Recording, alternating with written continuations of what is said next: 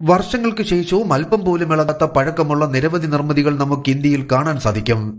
ഇന്ത്യയുടെ എല്ലാ മുക്കിലും മൂലയിലും നമ്മെ വിസ്മയിപ്പിക്കുന്ന അതിമനോഹരമായ വാസ്തുവിദ്യകളുണ്ട്.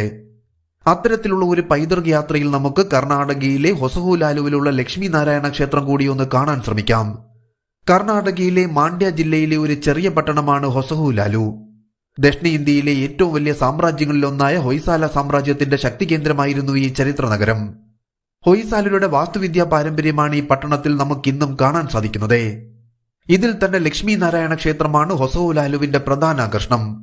ഈ ക്ഷേത്രം കർണാടകയിലെ മറ്റ് ക്ഷേത്രങ്ങളെ പോലെ പ്രസിദ്ധമല്ല എങ്കിലും മനോഹരമായി കൊത്തിയെടുത്ത ശില്പങ്ങൾ, മഹത്തായ ക്ഷേത്രത്തിന്റെ അകത്തളങ്ങൾ, ഈ ദേവാലയത്തിന്റെ മൊത്തത്തിലുള്ള രൂപകൽപ്പന എന്നിവയാണ് ഏറ്റവും ആകർഷണമായ സവിശേഷതകൾ. 1250 ഹൊയ്സാല രാജാവായ വീരസോമേശ്വരന്റെ ഭരണകാലത്താണ് ലക്ഷ്മി നാരായണ ക്ഷേത്രം നിർമ്മിച്ചത് എന്ന് വിശ്വസിക്കപ്പെടുന്നു. ഈ ക്ഷേത്രത്തിനൊരു ത്രികൂട വിമാനഘടനയുള്ളതിനാൽ 3 ആരാധനാലയങ്ങൾ ചേർന്ന് ഈ ക്ഷേത്രം നിലകൊള്ളുന്നു. ലക്ഷ്മി നാരായണൻ എന്ന പേരിൽ അറിയപ്പെടുന്ന മഹാവിഷ്ണുവാണ് ഈ ക്ഷേത്രത്തിലെ പ്രധാന ദേവത.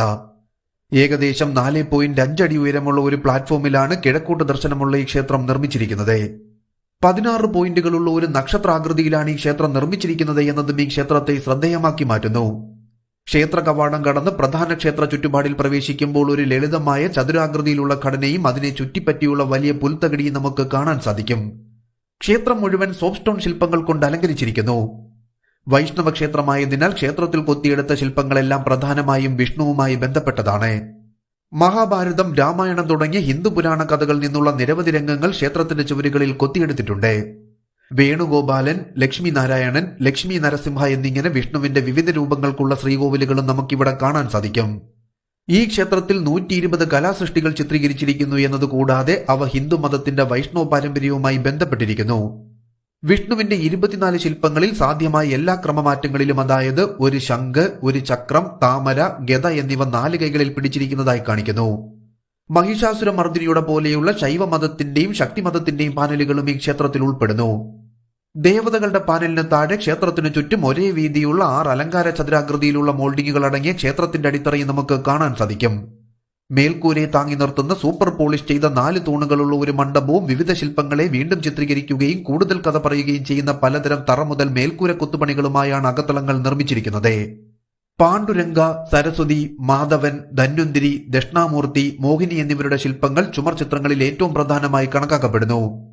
മണ്ഡപ പ്രദേശത്തിന്റെ യഥാർത്ഥ ഹൈലൈറ്റ് മിനുക്കിയ കരിങ്കൽ തൂണുകളായതിനാൽ മറ്റ് ഹൊയ്സാല ക്ഷേത്രങ്ങളെപ്പോലെ ഇതും ഒരു ശുദ്ധമായൊരു കലാസൃഷ്ടിയാണ്. ആധുനിക ലോകത്തിലെ എല്ലാ സാങ്കേതിക വിദ്യകളും ഉപകരണങ്ങളും യന്ത്രങ്ങളുമുള്ള കരകൗശല വിദഗ്ധർ പോലും 21ാം നൂറ്റാണ്ടിൽ ഇതുപോലെയൊന്ന് ആവർത്തിക്കാൻ പാടുപെടുമെന്നതാണ് സത്യം.